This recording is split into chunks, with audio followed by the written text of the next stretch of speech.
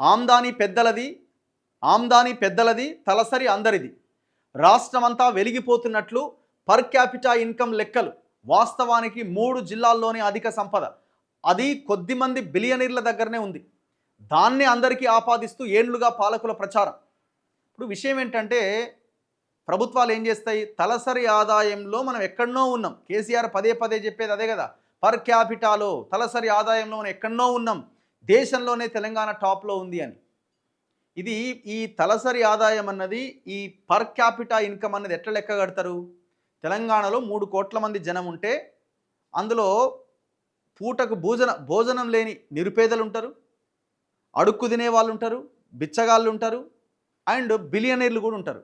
వాడు దివీస్ కంపెనీ వాడు కావచ్చు, మెగా కృష్ణారెడ్డి కావచ్చు, ఇంకా ఇట్లాంటి మై హోమ్ రామేశ్వరరావు కావచ్చు, బడా రియల్ ఎస్టేట్ కంపెనీలు కావచ్చు, వీళ్ళ వరకు కింది నుంచి పై వరకు అందరూ ఈ తలసరి ఆదాయాన్ని లెక్కగట్టే క్రమంలో అందరి ఆదాయము ఒక దగ్గర లెక్క కడతారు. దాన్ని లెక్కగట్టి ఏం చెప్తారు? తలసరి ఆదాయం మనం ఎన్నో ఉన్నామంటారు. అరే పేదోడు దగ్గర సంపదే లేదు, మిడిల్ క్లాస్ ఫ్యామిలీస్ దగ్గర అసలు సంపదే లేదు, మొత్తం సంపద అంతా వాడి దగ్గర ఉన్నది.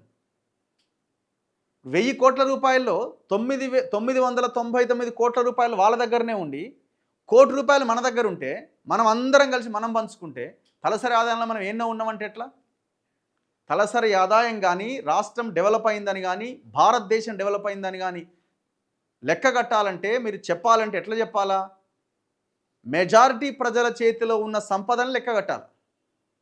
పిడికడి మంది సంపద కాదు లెక్క కట్టాల్సింది, మెజారిటీ ప్రజల్లో ఉన్న సంపదను లెక్కగట్టి అప్పుడు చెప్పాలా తలసరి ఆదాయంలో మనం ఎన్నో ఉన్నామని చెప్పి. చూడండి ఒక్కసారి తెలంగాణ పరిస్థితి. 2023-24 లెక్కల ప్రకారంగా రాష్ట్రంలో ఏటా ఒక్కొక్కరి ఇన్కమ్ 3,56,000 రూపాయలట. ఆ హిసాబ్లో నలుగురున్న ఫ్యామిలీ ఆమ్దాని 14 లక్షలకు పైన ఉండాలి. కానీ ఆ సంపద అంతా ఉన్నది కొద్ది మంది పెద్దల చేతుల్లోనే. అంటే పర్ ఇయర్ ఇన్కము, ఒక్కొక్కరి ఇన్కము ఏం చెప్పిందట? 2023-24 లెక్క ఇప్పుడు నా ఆదాయం ఎంత పర్ ఇయర్ అంటే 3,56,000 అని చెప్పిందట.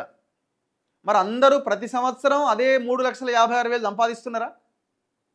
అది ఒక మనిషికి.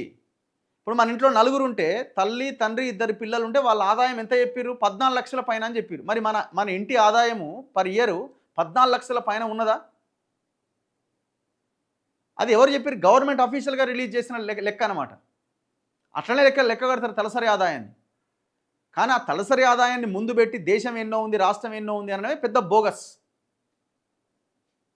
ఎవడి సంపద వచ్చి మనని ఎవడి సంపదని లెక్క కట్టి మన సంపదని వాడు అదాని అంబానీని, రామేశ్వరరావుని, మెగా కృష్ణారెడ్డిని, దివీస్ మురళీకృష్ణరాజుని, ఇట్లాంటి వాళ్ళ బడా వ్యాపారవేత్తల సంపదని కూడా మనతో పాటు లెక్కగట్టి తలసరి ఆదాయంలో మనం ఎన్నో ఉన్నామని చెప్తున్నారు.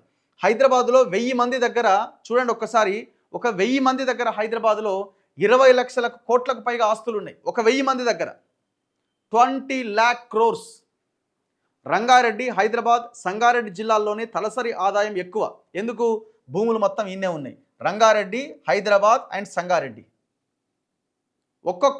ఒక 1000 మంది దగ్గర 20 లక్షల కోట్ల ఆస్తులు ఉన్నాయట. 24 జిల్లాల్లో 2,50,000 లోపే పర్ క్యాపిటా ఇన్కమ్. మిగతా 24 జిల్లాలో అసలు ఇన్కమ్ పెద్దగా లేదు.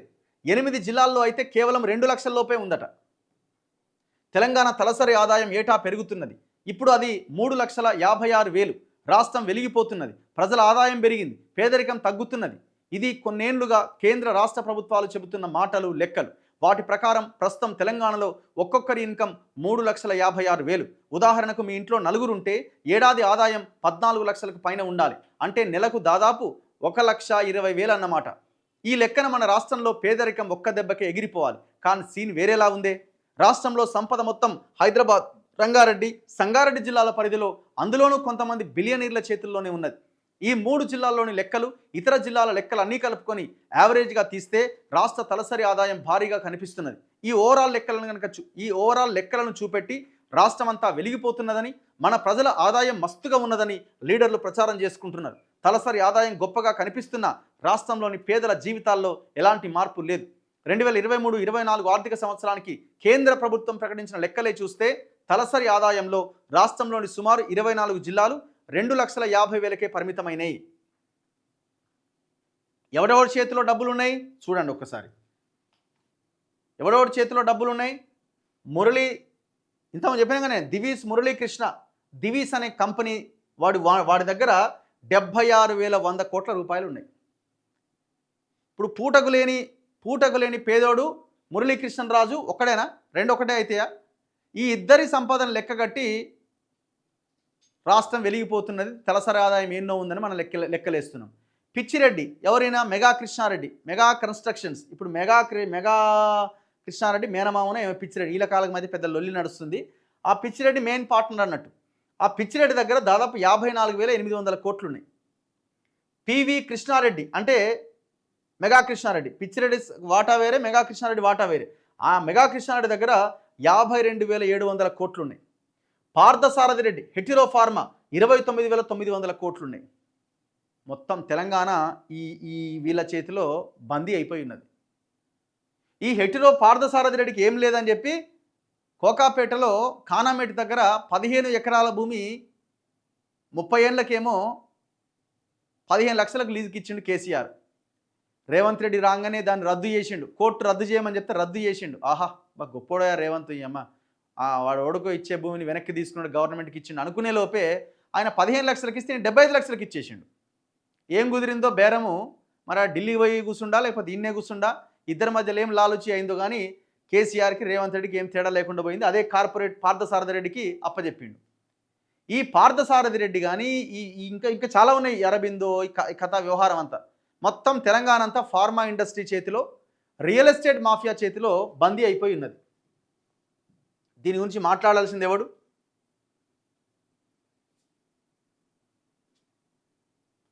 ఇంత భయంకరమైన లెక్క చూడండి. ఇది చాలా మంచి వార్త, ఇది గొప్ప వార్త ఇది యాక్చువల్గా.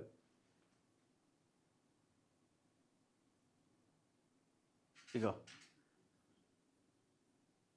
ఎందుకు హైదరాబాద్ రంగారెడ్డి సంగారెడ్డిలో ఎక్కువగా ఉంది అంటే real estate, construction, IT, pharma, trade, hotels, దీని నుంచి ఆదాయం ఎక్కువగా వస్తున్నది కాబట్టి ఇక్కడ బాగా సంపాదిస్తున్నారు. కానీ కరోనా తర్వాత అనూహ్యంగా పెరిగిందట. 2014లో రాష్ట్రం ఏర్పడ్డ మొదటి 7 ఏళ్లలో తెలంగాణ తలసరి ఆదాయంలో పెరుగుదల అంతంతే ఉంది. పైగా కరోనా టైంలో తగ్గింది. ఆ తర్వాత 2021-22 నుంచి రాష్ట్ర తలసరి ఆదాయం అమాంతం పెరుగుతూ పోతున్నది. ఎందుకు పెరుగుతూ పోతున్నది? పెద్దవాళ్ళ చేతిలో ఉన్న సంపద మరింత పెరుగుతున్నది. కారణం అది. పెరగడానికి రీజన్ ఏంటి అంటే ఉన్నోడు ఇంకా పెద్దోడు అవుతున్నాడు.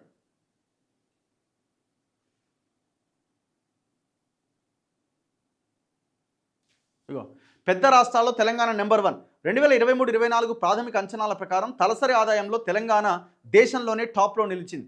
తెలంగాణ కంటే ముందు సిక్కిం, ఢిల్లీ, గోవా ఉన్న ఇవి చిన్న రాష్ట్రాలు కావడంతో పెద్ద రాష్ట్రాల్లో తెలంగాణదే మొదటి స్థానం. అంటే ఇది ఇప్పుడు మనం గొప్పగా చెప్పుకోవాలనా? గొప్పగా చెప్పుకోవడం కాదు ఇది. ఎవడెవడైతే పెద్ద పెద్ద బడా బిలియనీర్లు ఉన్నారో వాళ్ళ సంపద పెరుగుతున్నది అన్నదానికి అర్థం ఇది. వాడి వల్ల ఏం ఉపయోగం ఉంది? వాడు మన తెలంగాణకు ఉద్యోగాలు ఇచ్చినోడు కాదు. ఒక్కొక్కడివి 100. ఇప్పుడు వాడు దివీస్ ఫార్మా దగ్గరికి వెళ్దాం. మొత్తం ఆ పొల్యూషన్ గాలి పీల్చే ఉద్యోగాలన్నీ తెలంగాణ వాళ్ళకి, ఆ చుట్టూ ఉన్న గ్రామాల ప్రజలకి. ఆ పై స్థాయి పోస్టులు మొత్తం పక్క రాష్ట్రాల వాళ్ళకి. సేమ్ ఎటిరో అంతే, మెగా కృష్ణారెడ్డి కన్స్ట్రక్షన్ అంతే. మొత్తం ఇట్లా సంపద అంతా దోచుకోబోయి విదేశాల్లో ఖర్చు పెడతా ఉన్నారు, విదేశాల్లో దాచుకుంటా ఉన్నారు. ఇది మన తెలంగాణ ముఖ చిత్రం.